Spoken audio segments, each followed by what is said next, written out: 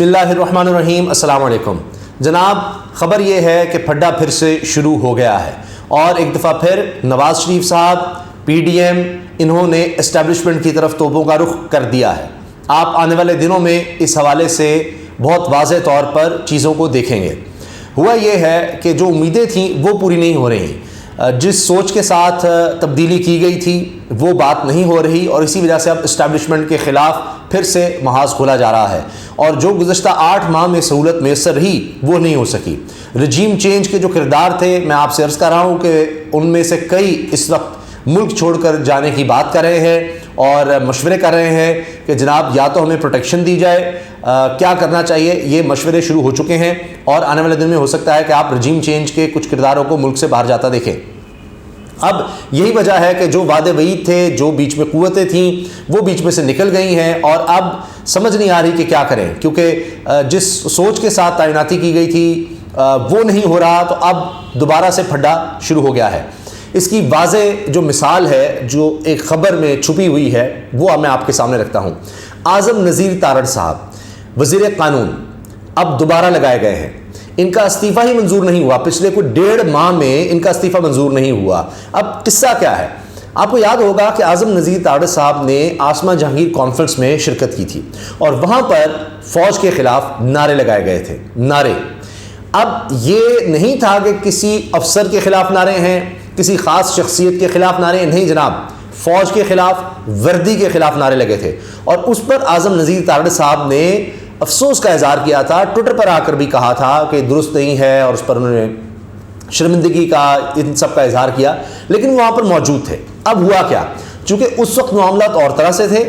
Regime change والا معاملہ چل رہا تھا، قمر جاوید باجوہ صاحب تب بھی آرمی چیف تھے، تو اب ان کو خوش کرنے کے لیے یہ کیا گیا تھا، یا یہ سمجھیے کہ ان کو دکھانے کے لیے کہ جی دیکھیں، ظاہر قمر جاوید باجوہ پہ بھی دباؤ آنا تھا کہ جی آپ نے یہ سارا سیٹ اپ جو بنایا ہے، یہ ہیں وہ لوگ جو آئے ہیں اور یہ نعرے لگا رہے ہیں، وردی کے خلاف، فوج کے خلاف نعرے لگا رہے ہیں۔ تو پھر اس دباؤ میں اعظم نذیر تارڑ صاحب سے استعفیٰ لیا گیا تھا، اور دکھایا گیا کہ کچھ ججز کی تعیناتی کے حوالے سے معاملات تھے، اور انہوں نے جناب اصولی طور پر یہ کیا، جناب ان پر دباؤ تھا، ان سے استعفیٰ زبردستی لیا گیا تھا۔ اب آپ دیکھیے کہ کیا ہوتا ہے، اگر زبردستی نہ لیا گیا ہوتا تو پھر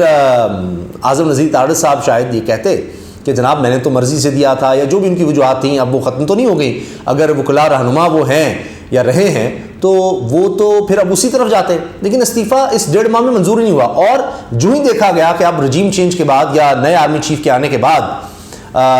وہ اس طرح سے سہولت میسر نہیں آ رہی، تو اب دکھایا گیا۔ تو اب اعظم نذیر تارڑ صاحب سے دوبارہ یعنی لوگ بھیج کر، جس میں رانا ثناء اللہ، ان کے علاوہ یا صادق، سعد رفیق، دیگر کافی لوگ بھیجے گئے، اور ان کو منا کر کے جی آ جائیں آپ، ان کو ٹاسک کا دیا گیا ہے کہ جناب کسی طرح سے یہ ہمیں بچا لیں، پنجاب اور خیبر پختونخوا کی حکومتیں جو ختم ہو رہی ہیں یا جس طرح سے تحلیل کیا جا رہا ہے، اس کو روکنے کے لیے کوئی داؤ پیج لگائیں، اور ظاہر ہے کہ ان کے تعلقات بھی ہیں، تو پہلے بھی بڑے کیسز میں ہائی کورٹ سے اعظم نذیر تارڑ صاحب نے لاہور ہائی کورٹ سے ریلیف بھی دلوایا ہے شریف خاندان کو، تو ایک دفعہ پھر ان کی خدمات لی گئی ہیں۔ لیکن اس میں ایک پیغام ہے، یعنی کہ اگر آپ ہماری مدد نہیں کر رہے اب یہ سب کچھ رکوانے میں، یا رجیم چینج کے جو معاملات تھے اس کو آپ آگے لے کر نہیں چل رہے،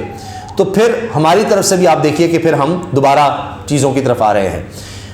ادھر سے نواز شریف اور مریم صاحبہ فوری طور پر لندن دوبارہ پہنچ گئے ہیں، یورپ کا ٹور کر کے، وہ جو ہوا خوری تھی وہ کر کے، وہاں پر بھی آپ نے دیکھا تصاویر آ گئیں، تو وہاں بھی چین نہیں آیا، واپس لندن بھاگے ہیں۔ اب ہو یہ رہا ہے کہ کبھی کہا گیا امریکہ علاج کے لیے جانا ہے، لیکن اب دباؤ ڈال رہا ہے کہ جناب ہم نے تو واپس آنا تھا پاکستان، وہ بھی بات لگتا ہے نہیں بن رہی۔ اور وہ شہباز شریف جن کا اس وقت مذاق بھی اڑ رہا ہے، اور لوگ شرمندگی کا بھی اظہار کر رہے ہیں کہ کیا نمونے ہیں شہباز شریف صاحب، جو کہتے ہیں مائی انویسٹر از مائی ماسٹر، یہ انہوں نے ترکی میں جا کر کہا ہے، ایک اور ملک میں جا کر، ٹھیک ہے ہمارا برادر اسلامی ملک ہے، لیکن وہاں جا کر، اور وہاں پر جو بزنس فورم ہے اس سے خطاب کرتے کہا ہے مائی انویسٹر از مائی ماسٹر، کہ جو انویسٹ کرے گا میرے پر وہ میرا آقا ہے۔ تو اب شہباز شریف صاحب کی تو یہ سوچ ہے، جو ہمیں لا کر بٹھائے گا وہ ہمارا آقا ہے، لیکن اب بٹھا کر جو لائے تھے وہ تو چلے گئے، اب مسئلہ یہ ہے کہ جو آئے ہیں وہ اس طرح سے نہیں لے جا رہے، لہٰذا وہ ماسٹر نہیں ماننے جا رہے، اور اب پھڈا شروع ہو گیا ہے۔ نواز شریف صاحب کی واپسی کھٹائی میں پڑی ہوئی ہے، پھڈا شروع ہو گیا ہے، وہاں پر بھی کوئی ریلیف نہیں مل رہا۔ پھر آپ دیکھیے کہ جو نون لیگ کے بڑے بڑے رہنما ہیں وہ ابھی چند دن پہلے کہ جناب مرضی کی تعیناتی نہ ہوئی تو ہم یہ کر دیں گے، وہ کر دیں گے، اہل بندے کا نام نہ آیا تو یہ نہیں ہوگا، اسمبلی نہیں مانی جائے گی، فلاں نہیں ہوگا، ابھی تک کہتے رہے، تو وہ ساتھ ہی اس موڈ میں آ جاتے ہیں کہ جو نواز شریف صاحب کے لیے مشہور جملہ ہے نا کہ جب اقتدار میں ہوتے ہیں تو گلے پڑتے ہیں اور جب ڈاؤن ہوتے ہیں تو پیر پڑتے ہیں، ہمیں جانے دو، ہمیں ملک سے جانے دو، ہمیں بچا دو، ہمیں معاف کر دو، ہم لکھ کر دینے کو تیار ہیں، ہم معاہدے کرنے کو تیار ہیں۔ تو یہ سارا کچھ ان کا معاملہ ہوتا ہے۔ اب آپ دیکھیے رجیم چینج کے کرداروں کو دیکھیے، میں آپ سے عرض کر چکا ہوں تحریک انصاف کے لوگ وہ گواہی دے چکے ہیں، جن میں شاندانہ گلزار صاحبہ ہیں جن کی سب بڑی عزت کرتے ہیں، تحریک انصاف کی رہنما ہیں، MNA، اور وہ یہ کہہ چکی ہیں ٹی وی پر، بتا چکی ہیں اور کہتی ہیں اور ڈیٹیل بھی، پھر ان سے پوچھے پھر اور بھی بتاؤں گی کون کون تھے، مجھے اور چیزوں کو پتا ہے۔ پھر آگے سے کوئی بولتا نہیں کہ کس طرح ایمبیسیز میں بلا کر پوچھا گیا کہ بلاول اگلے وزیر اعظم کے طور پر آپ کیا دیکھتی ہیں، تو اب مراد علی شاہ صاحب نے بھی یہ کہہ دیا ہے کہ اگلے وزیر اعظم تو بلاول ہیں، کسی اور کو قبول نہیں کیا جائے گا بلاول، کیونکہ رجیم چینج ہے۔ وہی تو یہ ساری باتیں طے تھیں، امبیسیز میں جا کر طے تھیں، یہی پوچھا جا رہا تھا، اسی لیے سارا لوٹا ہوا کام۔ اور زرداری صاحب نے کہا جی اچھا ابھی شہباز شریف صاحب کی باری، اگلی باری بلاول کی، وہاں پھڈا بن رہا ہے کہ جناب وہ تو کردار تو یہ تھے سارے، یہ آنا تھا، وہاں بھی بات نہیں بن رہی، تو پھڈا اب شروع ہو چکا ہے۔ اور آنے والے دنوں میں آپ بیانات دیکھیں گے، آپ دوبارہ دیکھیں گے محسن داوڑ جو ہیں وہ دوبارہ اسی طرح سے تنقید شروع کر دیں گے، اور کسی ایک فرد پر نہیں ہوگی، آپ دیکھیے گا فرد پر نہیں، اور وہ ادارے پر ہوگی، فوج پر ہوگی۔ علی وزیر صاحب کا آپ دیکھیے انہوں نے کیا کہا تھا، انہوں نے جو فوج ہمارے فوجی جوان ہیں ان کو شہید کرنے کی بات کی تھی، اور باڑ کا انہوں نے کہا تھا یہ باڑ جو ہے جو لگائے گی افغانستان پہ، اسی کو اتار کے تمہاری گردوں میں ڈال کے مار دیں گے، اور اس طرح کی بات کی تھی۔ پھر کہتے ہیں کہ جی یہاں سے افغانستان میں کیوں کس طرح سے ہو رہا ہے، وہ فوج پر جاتے ہیں، وہ کسی فرد کی بات نہیں کرتے۔ وہ سلسلے اب دوبارہ آپ کو شروع ہوتے نظر آئیں گے، جبکہ کہہ رہا تھا کہ جب محسن داوڑ سے ہم پوچھتے تھے کہ جناب یہ کیا ہوا ہے رجیم چینج یہ وہ اور سارا، اور اب یہ جو ہو رہا ہے، تو بس مسکرا کے ہیں کر کے نیچے سے نکل جاتے تھے۔ اب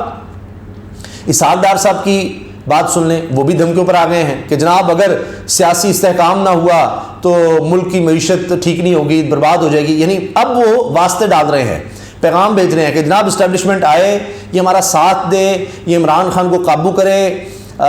یہ سیاسی جو عدم استحکام یعنی جو انہوں نے پیدا کیا، اب کہہ رہے ہیں کہ جناب جب ہم آگے ہیں تو ہمارا ساتھ دیا جائے، یہ عمران خان کو روکیں پنجاب اور خیبر پختونخوا کی حکومتیں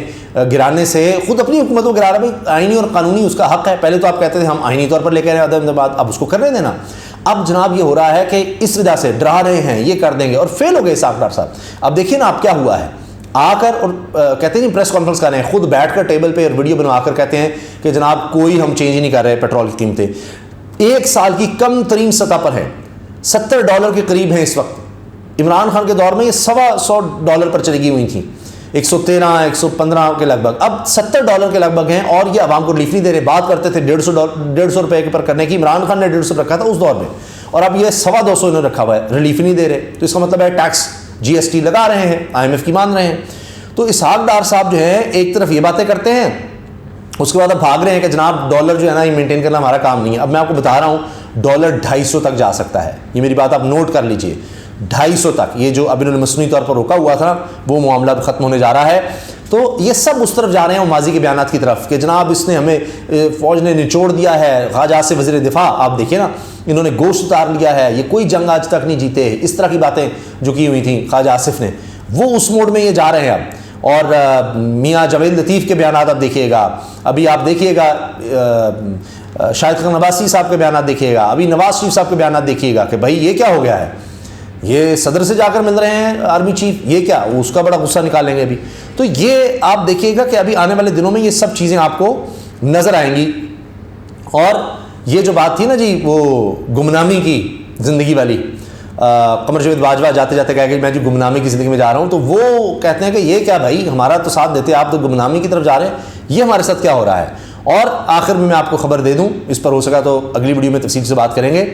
کہ PDM میں مشاورت شروع ہو چکی ہے قبل از وقت انتخابات کے لیے، اور جو خاص طور پر چھوٹی جماعتیں وہ بڑی پریشان ہیں کہ ہمارا کیا بنے گا۔ تو اب وہ سوچ رہے ہیں کہ اچھا بجائے اس کے کہ پنجاب اور خیبر پختونخوا کی حکومتیں جائیں، اس سے ہمارے پر اتنا دباؤ آئے گا جو ہم سنبھال نہیں سکیں گے، تو ہم قبل از وقت انتخابات کی طرف آ جاتے ہیں تاکہ تب تک تو ہم کنٹینیو کروا لیں عمران خان کے منت سماجت کر کے کہ اتنا وقت ہمیں دے دو، یعنی مئی تک وہ کہیں گے کہ ٹھیک ہے، کیونکہ عمران خان کہہ رہے ہیں کہ 22 مارچ سے پہلے